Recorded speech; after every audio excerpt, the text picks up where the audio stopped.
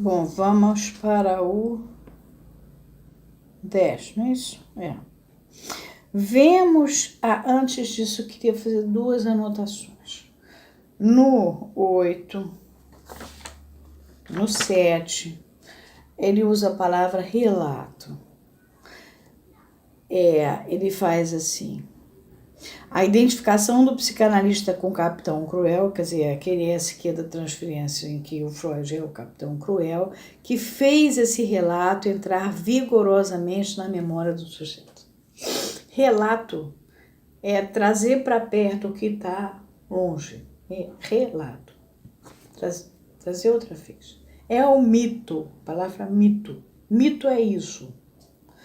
Mito é também puxar o fio da teia da aranha. Então, voltando para ele, a identificação do psicanalista com o Capitão Cruel, o SQ da transferência, que fez esse relato entrar vigorosamente na memória do sujeito. Ele só pôde entrar em análise e trazer o mito dele, do sujeito, o mito do sujeito, vir à tona desse sujeito, homem dos ratos, por causa da transferência. Ele estava em transferência, no calor da transferência. Outra questão é no último, que a gente acabou de ver, no 9, os florins. Ele é um neurótico obsessivo, então o pagamento é meio sofrido, tá? É bom vocês lerem um caso, é interessante. Agora sim, vamos para o 10. Vemos, pois, que Freud, longe de desconhecer a resistência, como a IPA estava insinuando, serve-se dela, resistência, como uma disposição propícia ao acionamento das ressonâncias da fala. A gente viu isso no tomo 1 desse texto, Função e Campo da Fala da Linguagem Psicanálise, que é quando ele trabalha com a fala vazia e a fala plena. Ele faz em todas as ressonâncias da fala.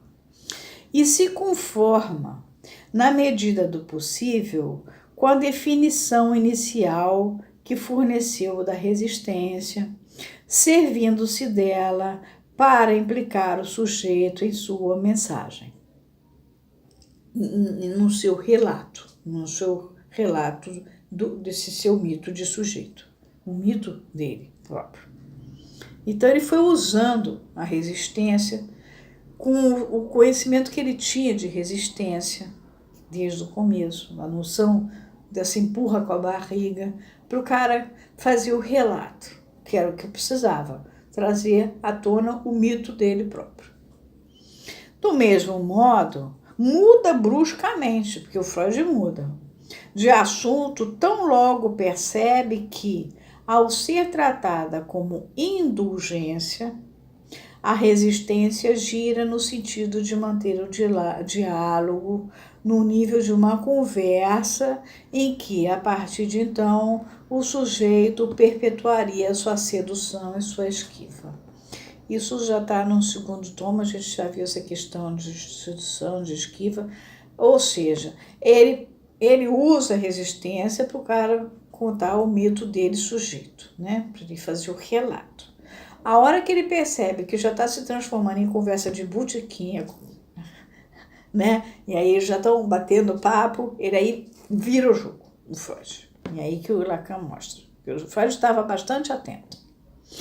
Mas aprendemos que a análise consiste em jogar com os múltiplos alcances da divisão que a fala constitui nos registros da linguagem. Daí decorre a sobredeterminação que só tem sentido nessa ordem. Isso lá no primeiro tomo, quando a gente trabalha em fala vazia e fala plena, a gente vê esses múltiplos alcances da divisão da fala. É numa hora em que ele está falando do sonho, ele vai falando tanto da forma como uma fala é feita, as maneiras como uma fala pode ser feita, como também nas coisas que são feitas através da tipo metáfora, metonímia e tal. Essas são produtoras de sentido, enquanto, por exemplo, elipse não é. É uma maneira de fazer o relato. Isso aí está visto numa hora em que ele passa pela questão do sonho. Também neste texto, Função e Campo da Palavra, na primeira parte, onde vai, fala vazia e fala plena. Depois. E captamos ao mesmo tempo a mola do sucesso de Freud. Por quê? Para que a mensagem do analista responda à interrogação profunda do sujeito, é preciso de fato que o sujeito a escute com uma resposta que lhe é particular. Quer dizer, para que toque nele, é preciso que você use um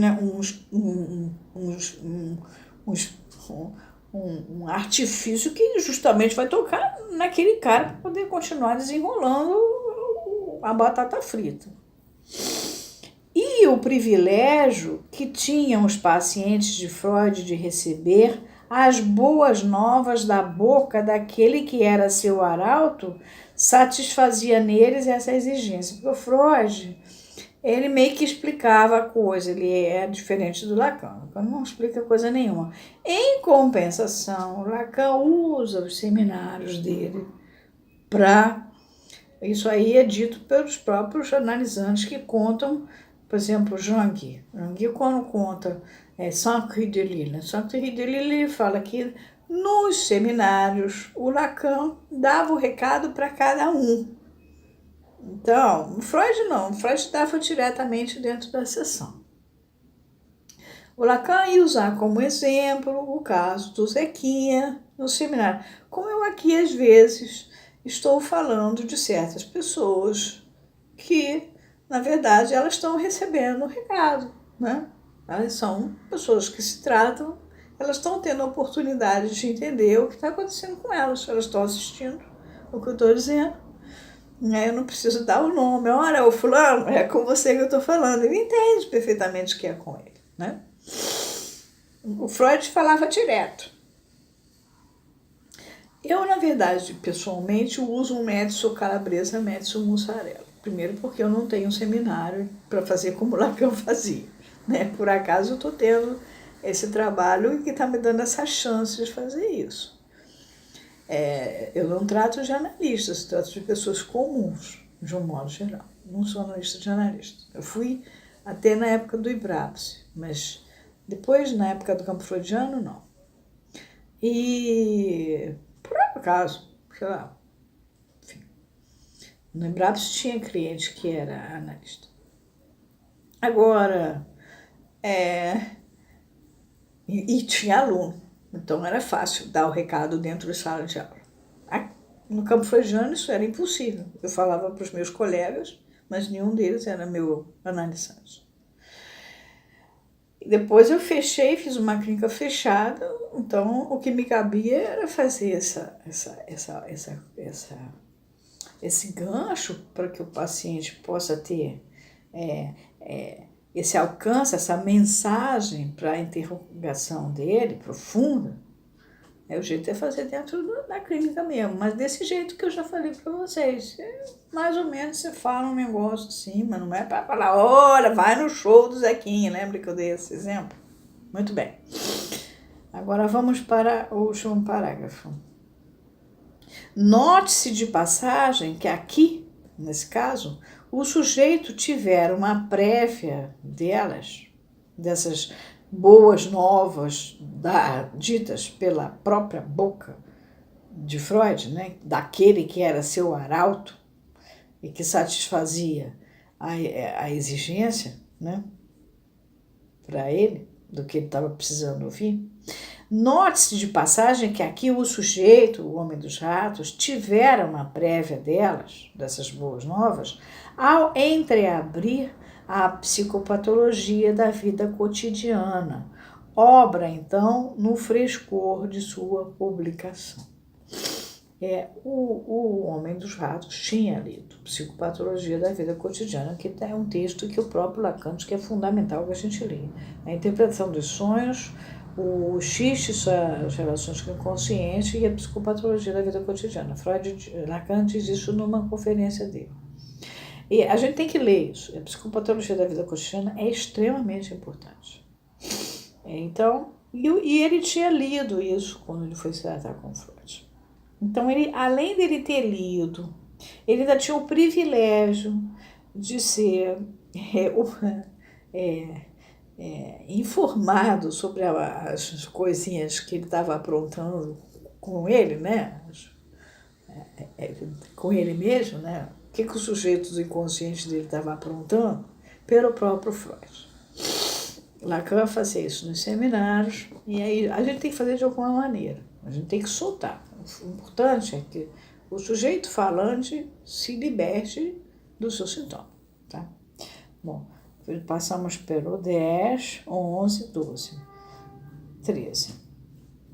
10, 11, 12, 13. Vamos entrar na próxima no 14. Ficamos aqui.